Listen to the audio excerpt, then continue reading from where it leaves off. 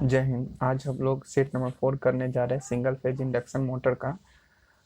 जैसा कि दोस्तों मैं हमेशा आपको बताता हूँ, ये प्रीवियस ईयर क्वेश्चन होते हैं, आगामी एग्जाम के लिए बहुत ही इंपॉर्टेंट है।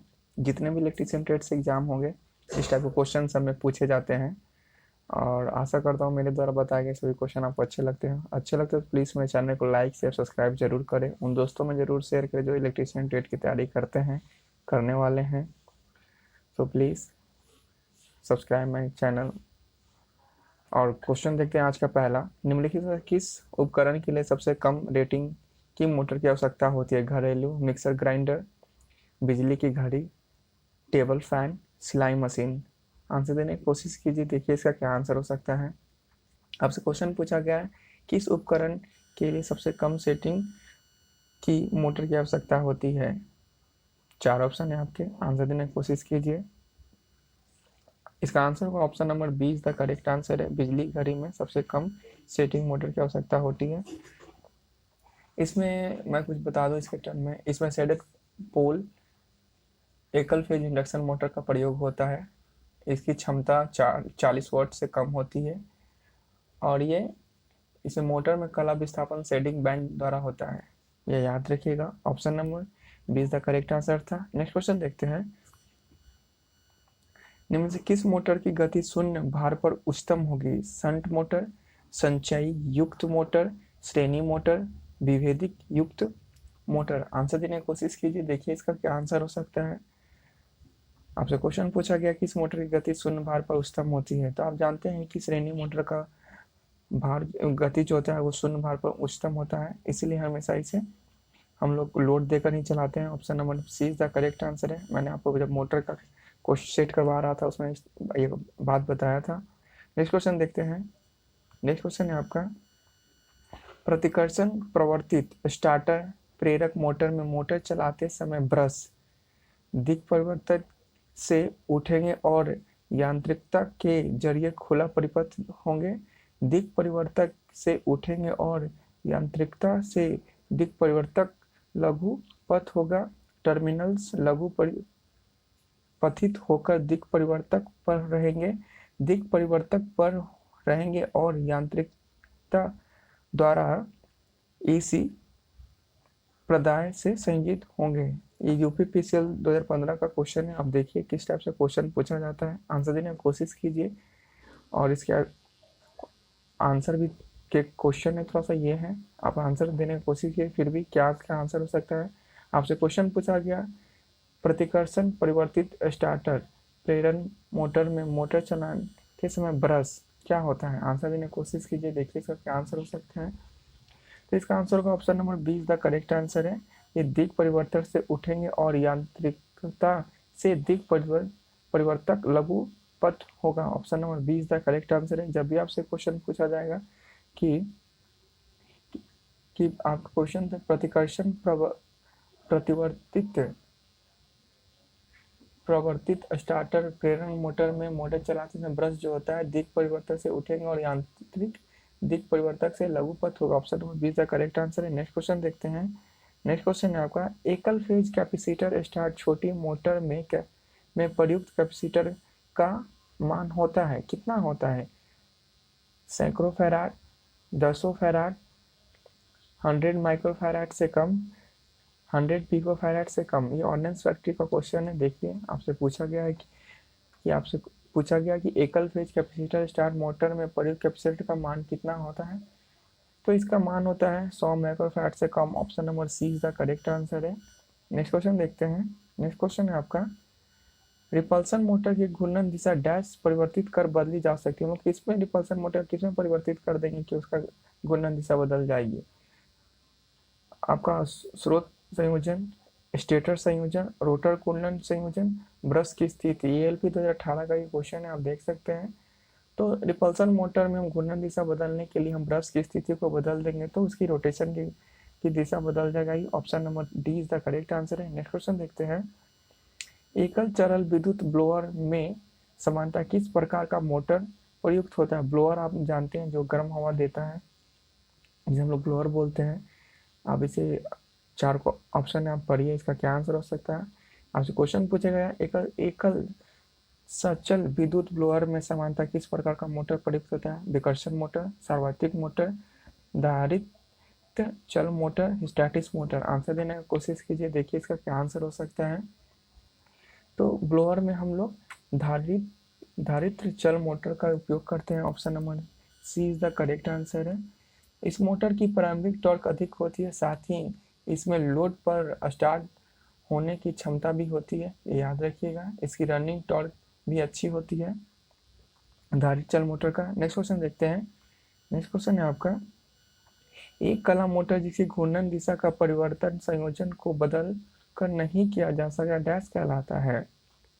संधारित प्रारंभ संधारित चल मोटर, द्विसंधारित मोटर, प्रतिकर्षण मोटर, सार्वत्रिक मोटर। आंसर देने की कोशिश कीजिए, देखिए इसका क्या आंसर हो सकता है।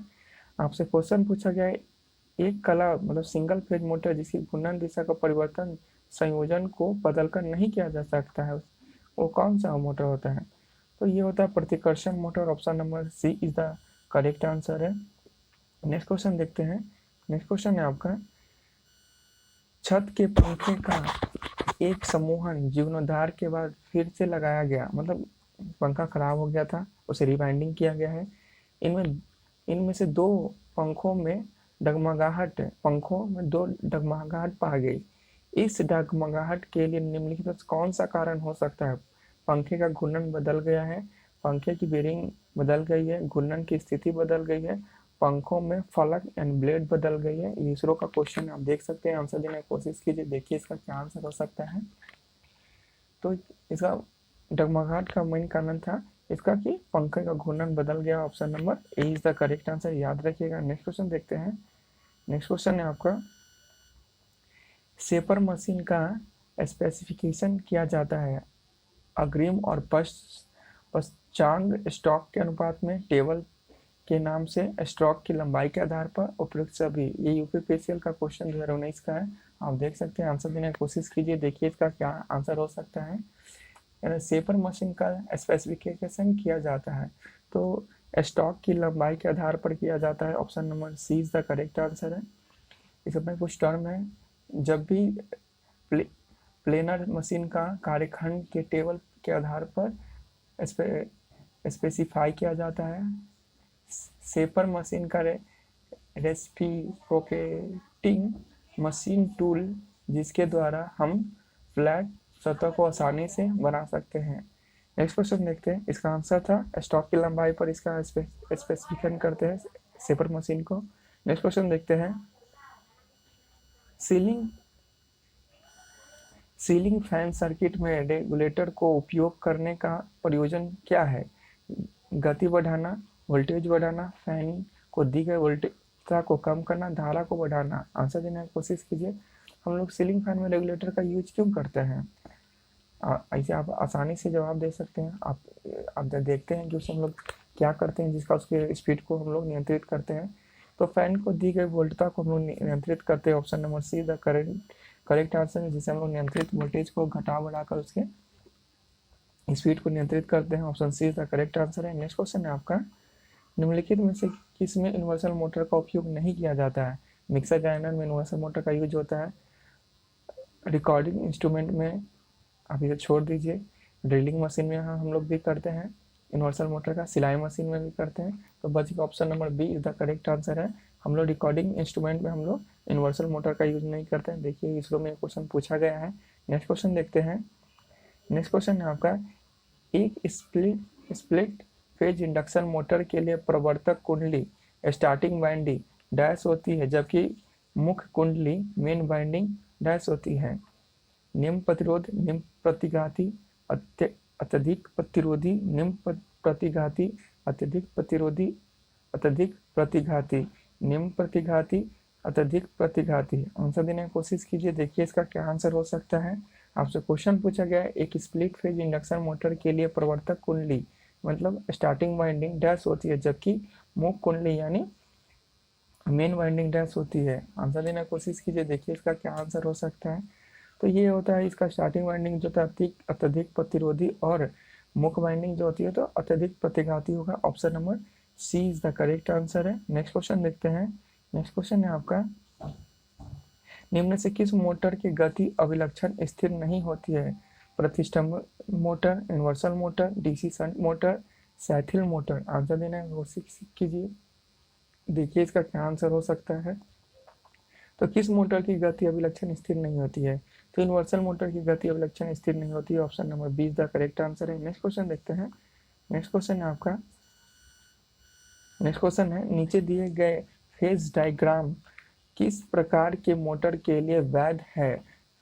फेजर डायग्राम में भी आरोपित वोल्टेज को आईए आर्मेचर करंट और आईए में प्रवर्तक और मुख्य वाइंडिंग में प्रवाहित धारा का संदर्भित करते हैं। और किसे संदर्भित करता है? आंसर देने की कोशिश कीजिए, क्या इसका आंसर हो सकता है। तो ये जो पिक्चर है ये कैपेसिटर स्टार्ट मोटर का है। Option number D is the correct answer है।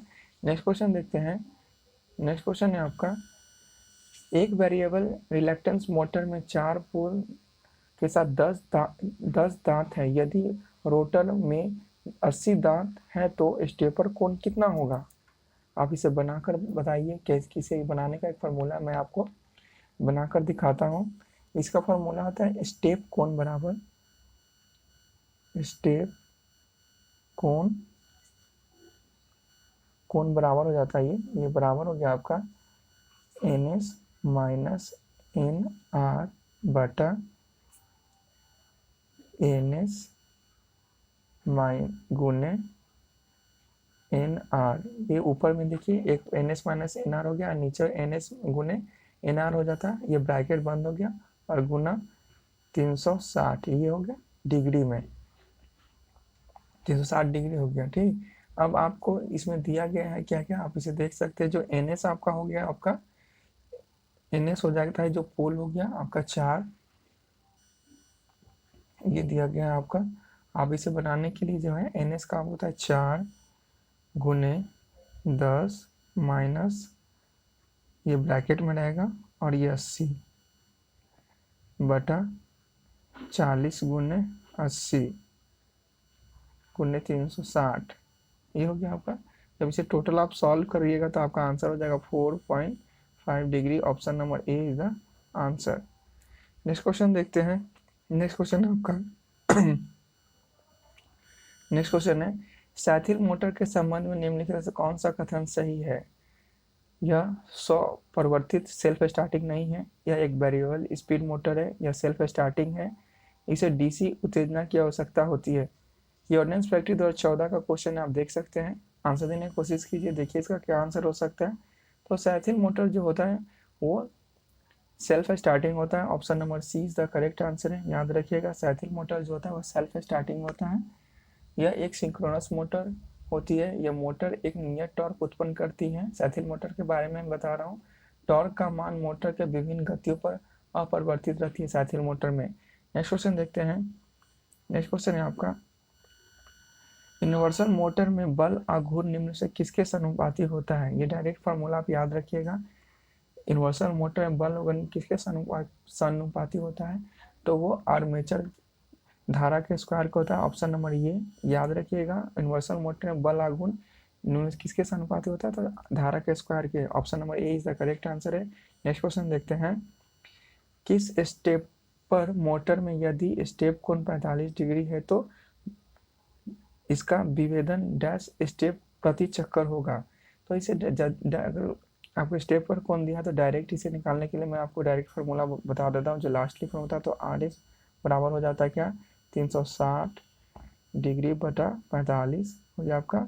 ये आप इसे जब काटिएगा तो ये 8 बार में कट जाएगा आपका। ये option number B is the correct answer है। नेक्स्ट क्वेश्चन देखते हैं। नेक्स्ट क्वेश्चन है आपका, कोई सीलिंग फैन 10 पोल के लिए बना है और 60 हर्ट्ज है, विद्युत आपूर्ति से जुड़ा था, गति नियंत्रक के चयन पर आधारित गति कितना होगा? तो मैंने आपको बार बार इसका गति निकालने के लिए फार्मूला बनाया जो NS आपको जो होता है NS बराबर हो जाता है 120 गुना F बराबर P। ये बार बार मैं ये फार्मूला आपको बताता हूँ। डायरेक्ट इस फार्मूला पे आप पुट करिएगा। 60 हर्ट्ज दिया गया, 60 लिए, 10 पोल दिया, 10 लिखेंगे, 1 0 से 1 0 खत्म हो जाएगा, 12 6 72 आपका 720 RPM आपका आंसर हो गया। Option number D is the correct answer है। आप इसे आराम से बना सकते हैं। नेक्स्ट क्वेश्चन देखते हैं। नेक्स्ट क्वेश्चन है आपका, स्टेपर मोटर ज़्यादातर उपयोग में लिया जाता है। प्रचालन की बहुत तेज गति होती है, उच्च गति की आवश्यकता होती है, प्रचालन की धीमी गति, कंट्रोल सिस्टम के अनुपयोग। आंसर देने की कोशिश कीजिए, देखिए इसका क्या आंसर होता है। तो स्टेपर मोटर ज़्यादातर उपयोग में लाई जाती है क्योंकि एक कंट्रोल सिस्टम अनुपयोग होती है। Option number D is the correct answer है। इसका परिचालन डिजिटल संकेत के माध्यम से होता है। इसमें मल्टीपोल तथा मल्टीफेज होता है स्टेपर मोटर में। इसका रोटेशन स्टेपर बाय स्टेप होता है। आंसर याद रखिएगा, D is the correct answer है। यदि 230 वोल्ट डीसी मोटर को 230 वोल्ट एसी आपूर्ति से जोड़ दिया जाए तो क्या होगा? मोटर नहीं चलेगा, कम दक्षता एवं अधिक स्पार्किंग के साथ चलेगा, मोटर जल जाएगी, मोटर तेज से कंपन करने लगेगी। आंसर देने की कोशिश कीजिए, देखिए इसका क्या आंसर हो सकता है। हम डीसी की जगह एसी दे रहे हैं, आप देख सकते हैं। तो क्या होगा? ये कम दक्षता एवं अधिक स्पार्किंग के साथ चलेगी। Option number B is the correct answer है। नेक्स्ट क्वेश्चन देखते हैं। नेक्स्ट क्वेश्चन है आपका, खिलौने में हम लोग किसका प्रयोग करते हैं? Shaded pole motor, capacitor start motor, capacitor run motor, split phase motor. तो हम लोग खिलौने में साइडेड पोल मोटर यूज करते हैं, याद रखिएगा। नेक्स्ट क्वेश्चन देखते हैं। नेक्स्ट क्वेश्चन आपका, एक स्टेपर मोटर के प्रति घूर्णन में कितने छोटे स्टेप होते हैं? आंसर देने की कोशिश कीजिए, देखिए इसका क्या आंसर हो सकता है। इसे याद रखिएगा डायरेक्ट। एक स्टेपर मोटर प्रति घूर्णन के छोटे चक्रों की संख्या जो होती है वो 200 होती है। Option number B is the correct answer है। नेक्स्ट क्वेश्चन देखते हैं। नेक्स्ट क्वेश्चन देखते हैं, यदि आर्मेचर को शॉर्ट सर्किट या ओपन सर्किट किया जाता है तो इन्वर्सल मोटर में डैश होता है। उच्च टॉर्क होगा, कम कम्यूटेशन होगा, भारी स्पार्किंग होगा, कम इलेक्ट्रिक रिलक्टेंस होगा। आंसर देने की कोशिश कीजिए, देखिए इसका क्या आंसर हो सकता है। क्वेश्चन है, आर्मेचर को शॉर्ट सर्किट या ओपन सर्किट किया जाए तो इन्वर्सल मोटर में डैश होगा, क्या होगा? तो ये भारी स्पार्किंग होगा। Option number C is the correct answer है। नेक्स्ट क्वेश्चन देखते हैं। नेक्स्ट क्वेश्चन है आपका, इन्वर्सल मोटर को डीसी आपूर्ति पर एक एसी मोटर के रूप में चलाने के लिए कम्यूटेशन को डैश हटा दिया जाता है। आर्मेचर कॉइल और कम्यूटेटर के बीच प्रतिरोध डालकर, कम्यूटेटर सेगमेंट निकालकर, आर्मेचर कॉइल से हटाकर, आर्मेचर कॉइल और कम्यूटेटर सेगमेंट के बीच संधारित्र डालकर। आंसर देने की कोशिश कीजिए, देखिए इसका क्या आंसर हो सकता है। आपसे क्वेश्चन पूछा गया है कि इन्वर्सल मोटर में को डीसी आपूर्ति पर एसी मोटर के रूप में चलाने के लिए कम्यूटेशन को डैश से हटा दिया जाता है। तो इसे डीसी आपूर्ति से एसी में चलाने के लिए आर्मेचर कॉइल और कम्यूटेटर के बीच प्रतिरोध डालकर इसे डालकर अब आप इसे चला सकते हैं। Option number A is the correct answer है। नेक्स्ट क्वेश्चन देखते हैं। नेक्स्ट क्वेश्चन है, एक single phase 120 volt 50 hertz line में 5 एम्पियर का करंट है। मोटर का पावर फैक्टर 65% है।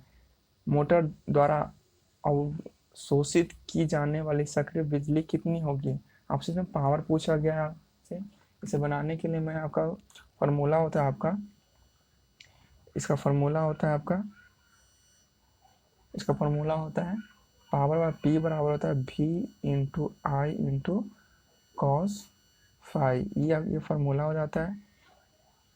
तो आपको फार्मूला के अनुसार इसे बैठा देना था। वोल्ट दिया 120, ठीक है। आई आपको 5 एम्पियर दिया गया, बस इसे लिख लीजिए 5। और आपको कॉस फाई दिया कितना? 65। जब इसे आप चेंज कीजिएगा तो ये 0.65 हो जाएगा। जब इसे चेंज कीजिएगा तो जैसे ये आपका 65% लिखा हुआ था, तब नीचे 100 लाइएगा तो 2 अंक के बाद समझ लीजिए ये 0.65 हो गया। अब जब इसे आप सॉल्व कीजिएगा तो आपका ये आ जाएगा 390 watt. Option number B is the correct answer है। नेक्स्ट क्वेश्चन देखते हैं। नेक्स्ट क्वेश्चन है आपका, THP कितने वाट के समतुल्य होता है? ट्रैक्शन हॉर्स पावर जिसे हम लोग बोलते हैं। तो ये 746 के इसका आंसर होगा। Option number D is the correct answer है। नेक्स्ट क्वेश्चन देखते हैं। नेक्स्ट क्वेश्चन है आपका, 100 संतुलित उपकरणों में किस प्रकार के मोटर का प्रयोग किया जाता है? AC single phase motor, DC servo motor, AC servo motor, AC induction motor. Answer देने की कोशिश कीजिए, देखिए इसका क्या आंसर हो सकता है। 100 संतुलित उपकरणों में किस प्रकार का मोटर प्रयोग किया जाता है? तो इस मोटर में हम लोग एसी सर्वो मोटर का यूज करते हैं। Option number C is the correct answer है। नेक्स्ट क्वेश्चन देखते हैं। नेक्स्ट क्वेश्चन है, निम्नलिखित में से प्रतिकर्षण मोटर की कमी नहीं है। ब्रूसों पर स्पार्किंग करने की प्रवृत्ति, उच्च पावर फैक्टर, लोड के साथ गति में बदलाव, निम्न पावर फैक्टर। ये यूपीपीसीएल 2021 का ये क्वेश्चन आप देख सकते हैं, आंसर देने की कोशिश कीजिए। आपसे क्वेश्चन पूछा प्रतिकर्षण मोटर की कमी नहीं है, तो इसमें उच्च पावर फैक्टर ये आंसर हो गया आपका, एक कमी नहीं है। Option number 20 the correct answer है। नेक्स्ट क्वेश्चन देखते हैं। नेक्स्ट क्वेश्चन आपका, स्लॉट्स में से और स्लॉट्स के बाहर से गुजरने वाली लंबी विद्युत रोधित तार आर्मेचर वाइंडिंग में उपयोग होने वाले डैश शब्द की परिभाषा है। सक्रिय पक्ष, चालक, निष्क्रिय पक्ष, इंडक्टर। तो इसका आंसर होगा option number B is the correct answer है। ये स्लॉट्स में और स्लॉट्स के बाहर गुजरने वाली लंबी विद्युत धारा तार आर्मेचर वाइंडिंग में उपयोग किए जाने वाले सब चालक है। Option number B is the correct answer है। नेक्स्ट क्वेश्चन देखते हैं। विभक्त कला मतलब फेज मोटर में आरंभिक कुंडली में डैश होती है। क्या होता है विभक्त कला मोटर में आरंभिक कुंडली में? तो ये उच्च आर और निम्न एल होता है। Option number D is the correct answer है, ये याद रखिएगा। ये आपका उच्च प्रयुक्त आर पे डिनोट करते हैं और निम्न प्रयुक्त को एल से डिनोट करते हैं, ये याद रखिएगा। इसका आंसर था विभक्त फेज मोटर में आरंभिक कुंडली आर और निम्न एल से, जिसे हम लोग उच्च प्रयुक्त और निम्न प्रयुक्त एल से डिनोट करते हैं। आपका उच्च प्रतिरोध जिसे हम आर कहते हैं और निम्न प्रेरकत्व जिसे एल कहते हैं। D is the correct answer है। नेक्स्ट क्वेश्चन देखते हैं। ये टोटल 31 क्वेश्चन थे दोस्तों, आशा करता हूँ आपको अच्छा लगे हों। ये टोटल 4 सेट में बने हैं सिंगल फेज इंडक्शन मोटर। मैं इसके बाद आपको 3 फेज इंडक्शन मोटर का क्वेश्चन कराऊंगा जो प्रीवियस ईयर के होंगे। अगर अच्छे लगते हो तो प्लीज़ मेरे चैनल को लाइक से सब्सक्राइब जरूर करें, उन दोस्तों में ज़रूर शेयर करें जो इलेक्ट्रीशियन टेट की तैयारी करते हैं या करने वाले हैं। अगर अच्छे लगते हैं तो प्लीज़ सपोर्ट मी और सब्सक्राइब माई चैनल। मिलते हैं एक नेक्स्ट वीडियो में महत्वपूर्ण क्वेश्चन के साथ, तब तक के लिए धन्यवाद, थैंक यू।